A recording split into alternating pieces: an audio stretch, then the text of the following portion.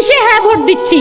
দেশ বিক্রি করার জন্য হ্যাঁ ভোট দিচ্ছি, নাকি আমি আমার যে স্বপ্নের রাষ্ট্র সেটা গড়ার জন্য হ্যাঁ ভোট দিচ্ছি? এটা আমাকে বুঝাইতে হবে না? গণভোট নিয়ে সরকার বলছে গণভোট নিয়ে প্রচার প্রচারণা চালাবে। গণভোট নিয়ে প্রচার প্রচারণা চালানো মানে কি 8টা গান বানানো? গণভোট নিয়ে প্রচার প্রচারণা চালানো মানে প্রত্যেকটা ইস্যু নিয়ে কথা বলা। যেন এইটা শোনেন, আমি আপনাদেরকে একটু মনে করাই দেই। আমরা যখন ছোট ছিলাম, অ্যাসিড সন্ত্রাস এবং যৌতুক এটা একটা এমন ভয়াবহ ব্যাধিতে পরিণত হয়েছিল যে সমাজে এই ব্যাপারটা নিয়ে প্রচণ্ড আতঙ্ক কাজ করত। আমাদের মনে আছে আমরা ছোটবেলায় বিভিন্ন অ্যাড দেখতাম এবং সরকারিভাবে এই প্রকল্পগুলো কাজে নিয়ে হাতে নিয়ে কিন্তু এই অ্যাওয়ারনেস ক্রিয়েট করে, সামাজিক অ্যাওয়ারনেস ক্রিয়েট করে কিন্তু এটা অনেকটা কমায় ফেলা গেছে।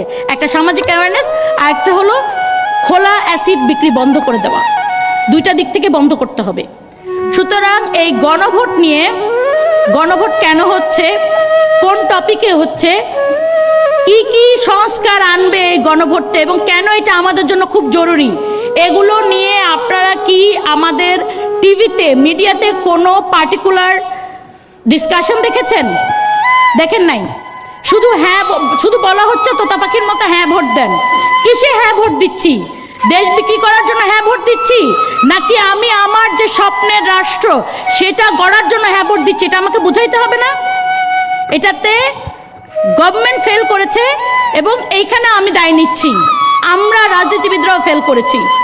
আমরা কিন্তু নিজেদের প্রচার প্রচারণা এত ব্যস্ত হয়ে গেছি যে আমরা এত বড় একটা ব্যাপার গণভোটে সেই জিনিসটা নিয়ে কিন্তু খুব একটা আলোচনা করছি না। তারপর আরেকটা কথা থেকে যায়, আমাদের সবচেয়ে যে বড় দলটি, হয়তো যারা ফেয়ার ভোটে ক্ষমতায় আসতেও পারে, তারা গণভোটের এই সংস্কারের বিপক্ষে।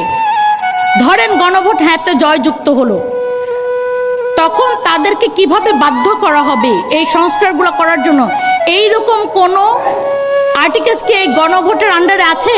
আপনাদের কারো জানা থাকলে আমাকে একটু জানাবেন। আমার জানা মতে নেই। সুতরাং গণভোট হ্যাঁও যদি আপনারা জয়যুক্ত করেন এবং যেই দল এসে, কোনো দল এসে যদি বলে যে না আমরা এই রিফরমেশনগুলো করব না, আমাদের আসলে তেমন কিছুই করার নেই। এইরকম একটা কঠিন সময় দাঁড়ায় রাষ্ট্রকল্প, রাষ্ট্র সংস্কার, এসব তাত্ত্বিক কথা বলতে আমার খুব লজ্জা লাগছে।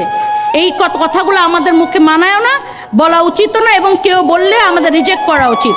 আমাদের ডাইরেক্ট কোয়েশ্চেন করা উচিত যে আপনার প্ল্যান কি, আপনি কিভাবে এই সংস্কারগুলো